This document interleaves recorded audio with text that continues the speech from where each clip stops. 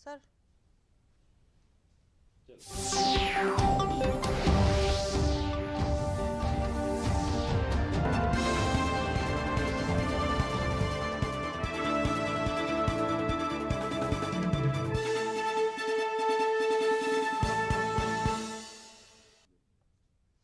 नमस्कार, दोपहर 12 बजे के समाचारों में आपका स्वागत है। मैं हूं अलका सिंह। समाचारों में सबसे पहले हेडलाइंस।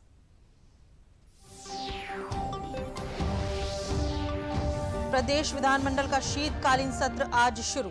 7 दिसंबर तक चलने वाले सत्र में योगी सरकार पारित कराएगी इस वित्तीय वर्ष का अनुपूरक बजट।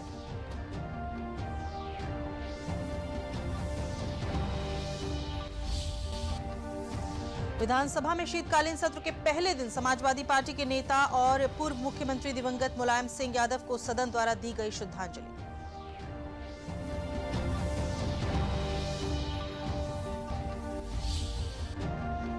मैनपुरी लोकसभा और रामपुर तथा खतौली विधानसभा सीटों के लिए उपचुनाव का मतदान जारी। शाम 6 बजे तक डाले जाएंगे वोट। सुरक्षा के किए गए कड़े इंतजाम।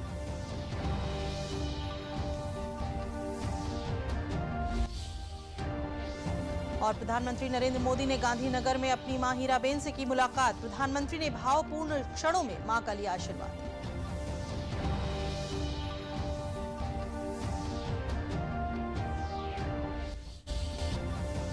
केंद्रीय वित्त मंत्री ने वाराणसी में काशी तमिल संगमम के तहत आयोजित सांस्कृतिक कार्यक्रमों का किया अवलोकन। दिखी उत्तर दक्षिण की मिली-जुली सांस्कृतिक झलक।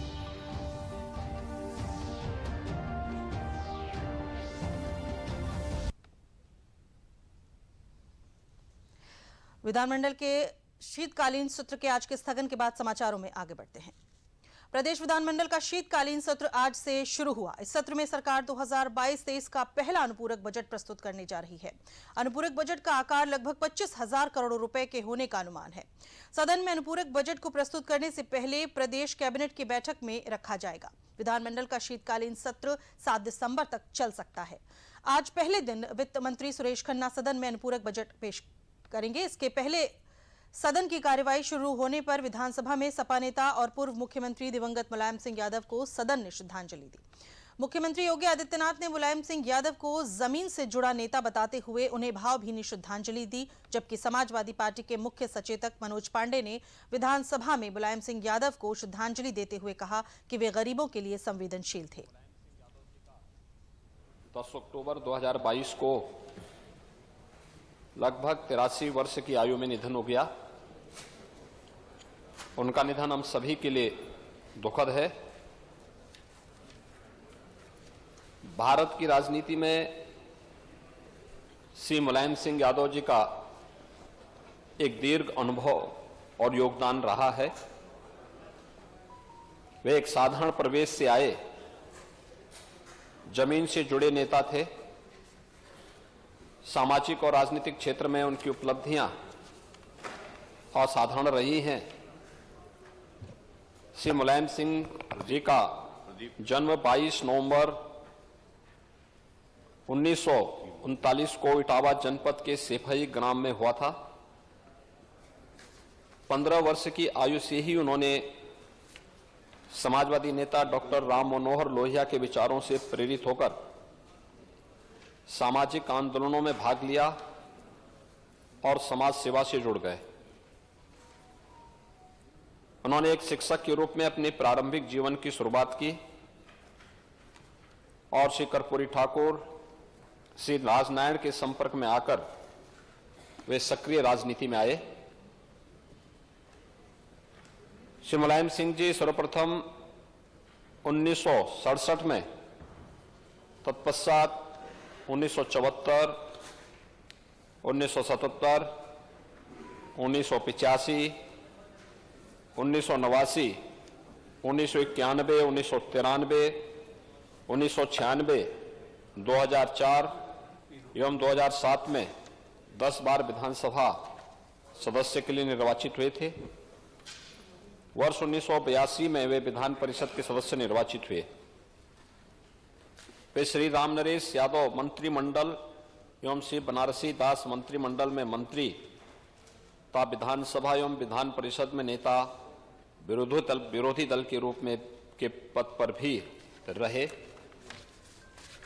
श्री मुलायम सिंह यादव जी वर्ष 1989 से 1991, 1993 से 1995 तथा 2003 से 2007 तक 3 बार प्रदेश के मुख्यमंत्री पद पर रहे। वे वर्ष 1996, 1998, 1999, 2004, 2009, 2014 तथा वर्ष 2019 में लोकसभा के सदस्य भी निर्वाचित हुए। 1992 में उन्होंने समाजवादी पार्टी की स्थापना की। वे विभिन्न आंदोलनों के अंतर्गत इटावा, वाराणसी और फतेहगढ़ आदि कारागारों में बंद रहे। वे कई शिक्षण संस्थानों की प्रबंध समिति के सदस्य, प्रबंधक तथा अध्यक्ष भी रहे। श्री मुलायम सिंह यादव जी के निधन से भारतीय राजनीति के एक संघर्षशील युग का अंत हो गया। मैं उनके प्रति श्रद्धा सुमन अर्पित करते हुए ईश्वर से उनकी आत्मा की शांति की कामना करते हुए उनके दुखी परिजनों के प्रति हार्दिक संवेदना व्यक्त करता हूं।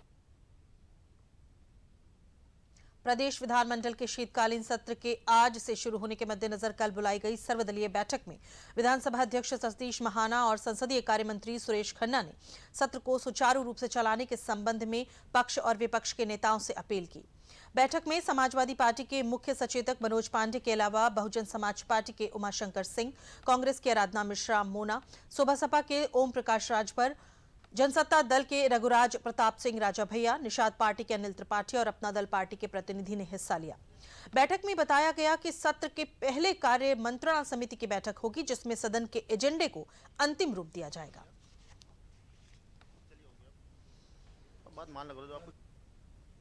मैनपुरी लोकसभा उपचुनाव के लिए आज हो रहे मतदान को लेकर भारी सुरक्षा व्यवस्था की गई है। पोलिंग पार्टियां मतदान केंद्रों पर मतदान करा रही हैं। बूथों पर लंबी लंबी लाइनें दिख रही हैं। लोगों में उत्साह देखा जा रहा है। भारतीय जनता पार्टी और समाजवादी पार्टी के कार्यकर्ता अपने अपने समर्थकों को वोट डलवाने में लगे हैं।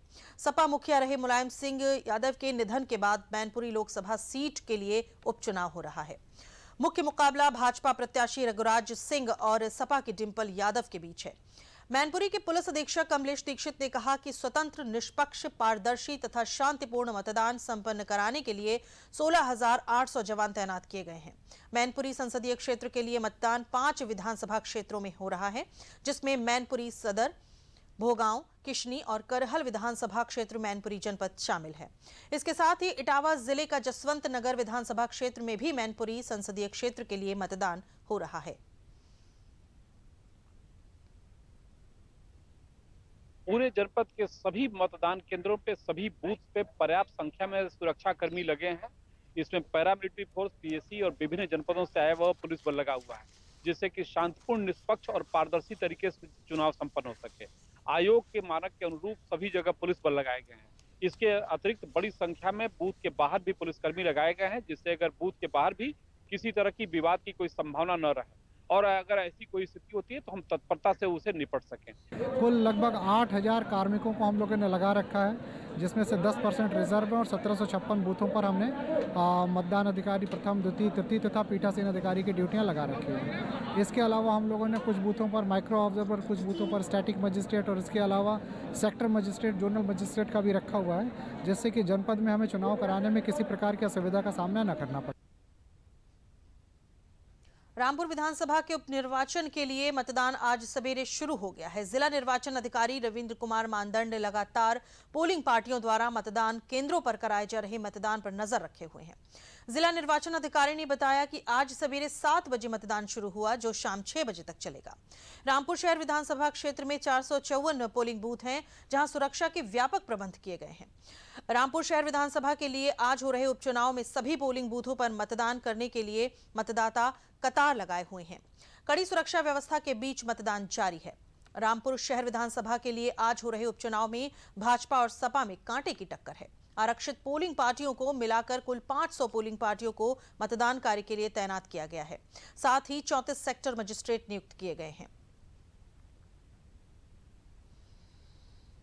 रामपुर को 34 सेक्टर्स में बांटा गया है और उसी हिसाब से जो हमारी पूरी प्रशासनिक व्यवस्था और पुलिस की ड्यूटीज़ भी लगाई गई हैं और ताकि सकुशल और बिना किसी बाधा के निर्वाचन प्रक्रिया संपन्न कराई जा सके।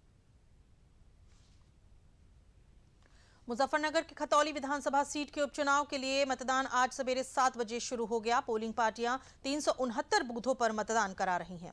मतदान के दौरान निगरानी के लिए जिला निर्वाचन अधिकारी सीबी सिंह, चुनाव प्रेक्षक और जनपद के सभी उच्चाधिकारी मौजूद हैं। खतौली उपचुनाव में 14 प्रत्याशी मैदान में हैं। इस सीट पर भारतीय जनता पार्टी की राजकुमारी सैनी और राष्ट्रीय लोक दल के मदन भैया के बीच मुख्य मुकाबला है। यहां कुल 3,12,446 मतदाता विभिन्न राजनीतिक दलों के प्रत्याशियों के भाग्य का फैसला करेंगे। प्रधानमंत्री नरेंद्र मोदी ने गांधीनगर में कल अपनी मां हीराबेन से मुलाकात की। उन्होंने इस दौरान अपनी मां का आशीर्वाद भी लिया। प्रधानमंत्री इन दिनों गुजरात मतदान के सिलसिले में गुजरात की यात्रा पर हैं। उन्होंने अति व्यस्तता के बावजूद भावपूर्ण क्षणों में मां के साथ समय बिताया और उनसे पारिवारिक और निजी बातचीत की। प्रधानमंत्री की मां से मुलाकात देशवासियों के लिए एक संवेदनपूर्ण संदेश का वाहक बनी।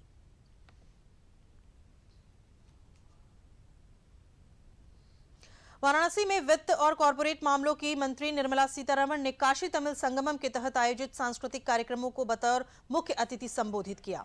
उन्होंने कहा कि काशी और तमिलनाडु की साझी संस्कृति की चर्चा 5000 साल पुराने तमिल संगम साहित्य में मिलती है। उन्होंने बताया कि संगम साहित्य में तमिल तीर्थयात्रियों द्वारा काशी के संबंध में विवरण लिखा गया है। वित्त मंत्री ने कहा कि काशी तमिल संगमम तमिलनाडु और उत्तर प्रदेश जैसे दो भिन्न राज्यों की संस्कृति और कला को साथ लाने में सफल रहा है और ये कार्यक्रम एक भारत श्रेष्ठ भारत के संकल्प को ऊर्जा प्रदान करेगा।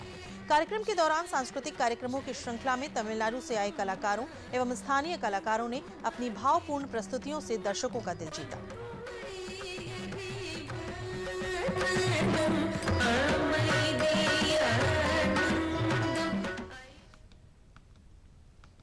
अंत में प्रमुख समाचार एक बार फिर।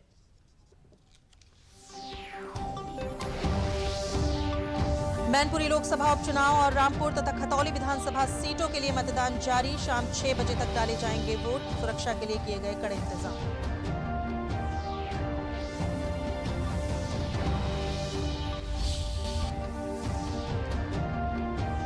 प्रदेश विधानमंडल का शीतकालीन सत्र आज हुआ शुरू। 7 दिसंबर तक चलने वाले सत्र में योगी सरकार पारित कराएगी इस वित्तीय वर्ष का अनुपूरक बजट।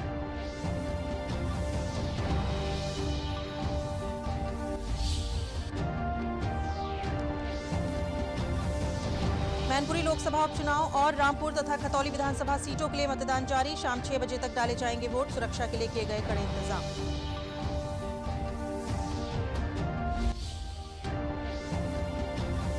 प्रधानमंत्री नरेंद्र मोदी ने गांधीनगर में अपनी मां हीराबेन से की मुलाकात। प्रधानमंत्री ने भावपूर्ण क्षणों में मां का लिया आशीर्वाद।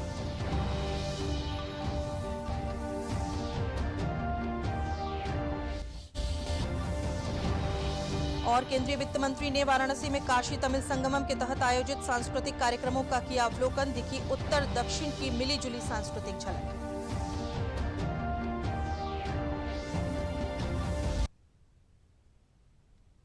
इसी के साथ समाचार समाप्त हुए। नमस्कार।